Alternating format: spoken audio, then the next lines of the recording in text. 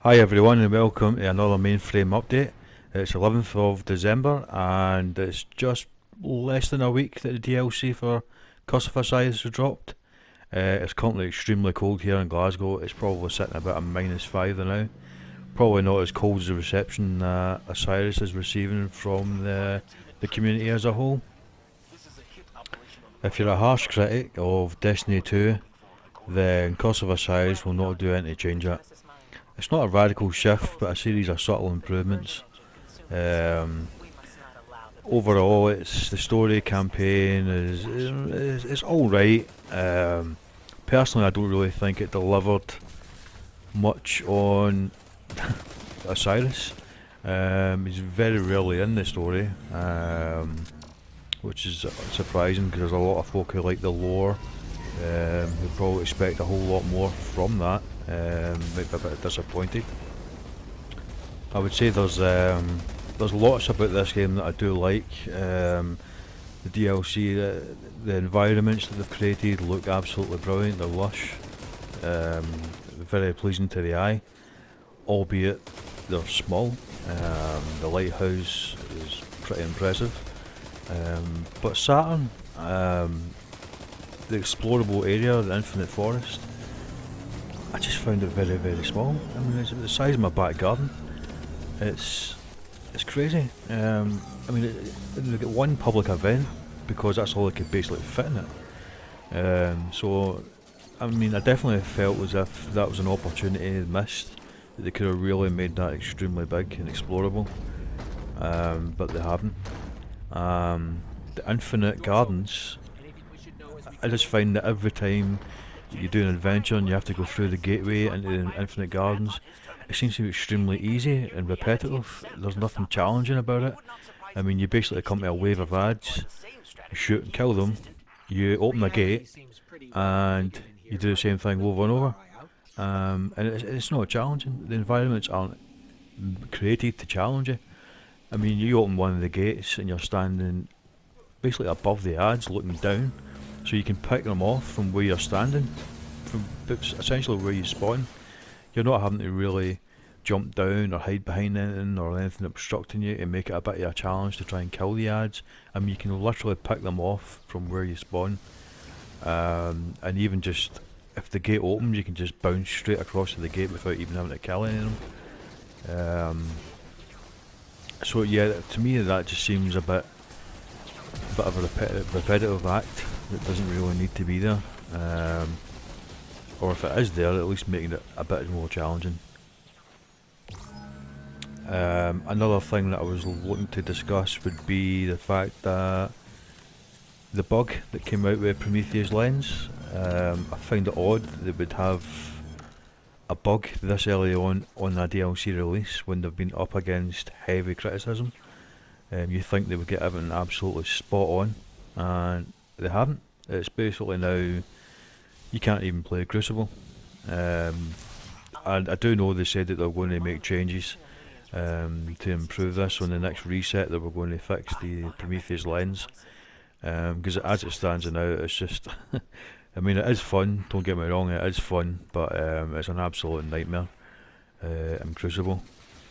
So yeah, but do I like the weapon? Yes, I do. I think it's very, very nice. I like the Colt Art, so I'm quite happy to see this. It's decent in PvP just now, obviously because of the bug.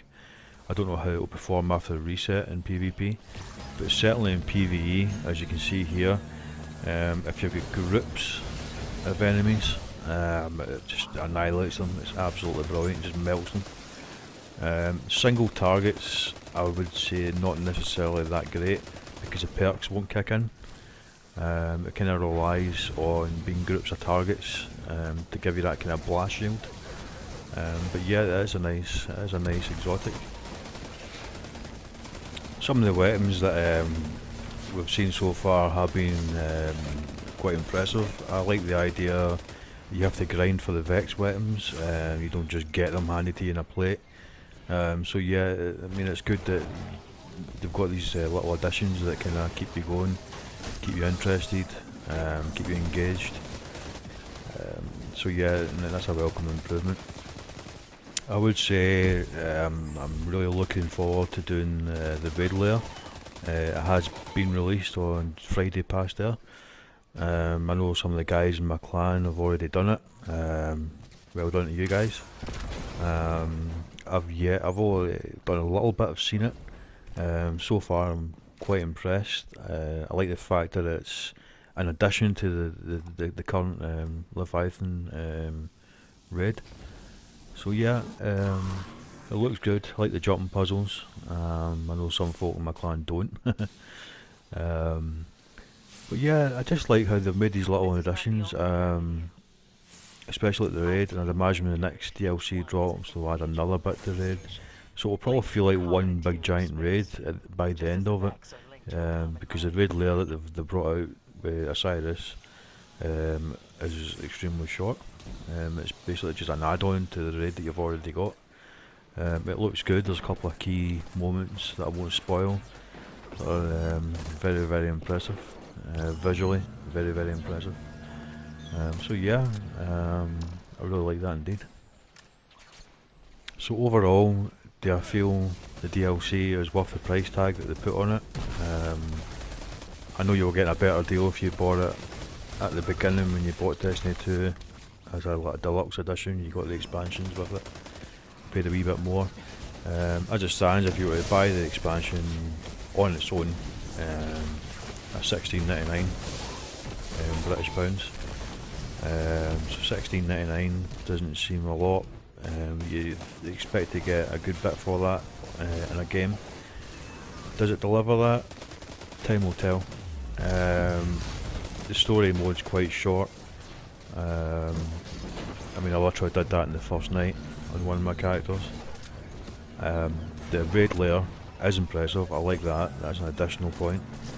I can see what they're trying to do with Crucible, where they've tried to add in the Osiris playlist as well. I've not really had a chance to really go through that as yet. I'll maybe give you an update on that the next time.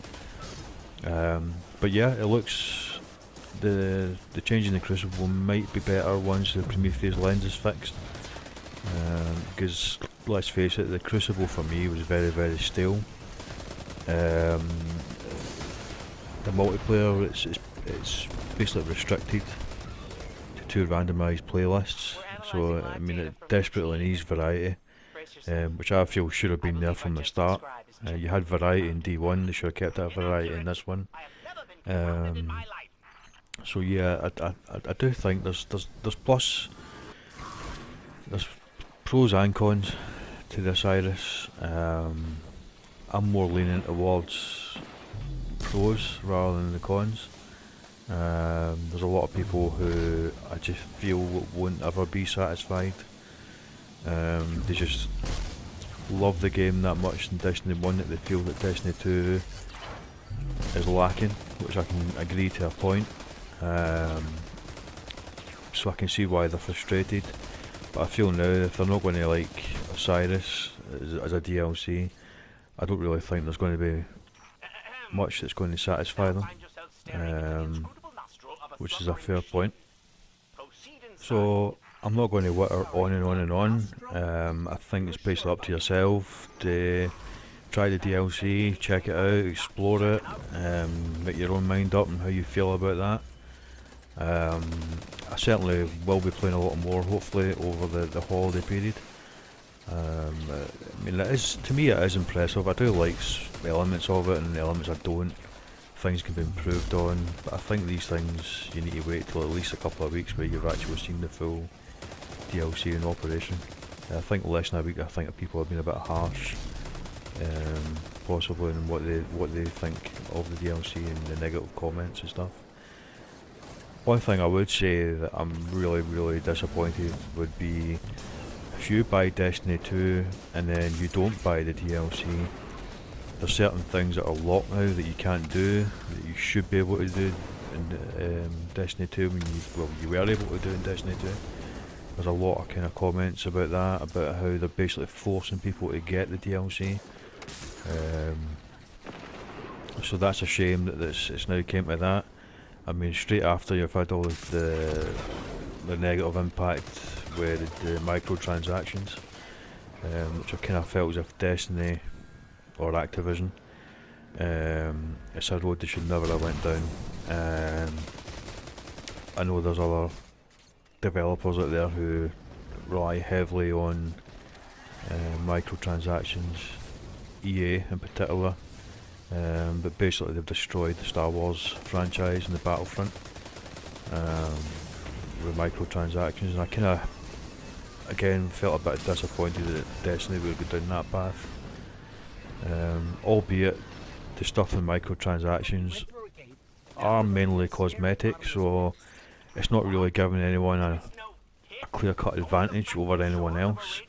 But is that just a matter of time before you can purchase weapons? I don't know. I hope not. I just kind of feel as if Destiny, or sorry, Bungie, should maybe listen to the community a bit more. I mean, there's a lot of people have been vocal about the stuff in Destiny 2, the negative stuff. There's a lot of people who love the game who are now coming out and saying they just don't want to play it anymore. They're basically leaving the franchise now and doing like other games or whatever, which is fair enough. So that's your prerogative, if that's how you feel about it. Fair enough. I can understand why some people have real serious gripes with the game. I just kind of feel as if Bungie should recognise the fan base and what they want. I know there's no pleasing everyone, but just like, as you say, subtle changes, like the things that they had in Destiny 1, with especially like Crucible, where you have a variety. If you want to do Supremacy, you can do Supremacy. If you want to do Clash, you can do Clash. I know they're making sort of small steps towards addressing these issues. Obviously the heroic strikes have been brought back in. I also like the fact that you can use legendary shards more, because they've basically just stockpiling them for a while there. So yeah, I mean, it is good that you're actually getting subtle changes brought back in. I do believe there's going to be more changes in the future. Sorry. So I look forward to that, and see where we go. I can only think it can be more positive as time goes on. We'll just have to see. So with that, thanks very much for listening to me talk. If you like this video, please subscribe. Always leave a comment as well if you like, if you agree with what I'm saying, if there's anything you want to contribute regarding the DLC, please leave a comment, and also like this video, subscribe to the channel. So thanks very much, and I'll catch you next time.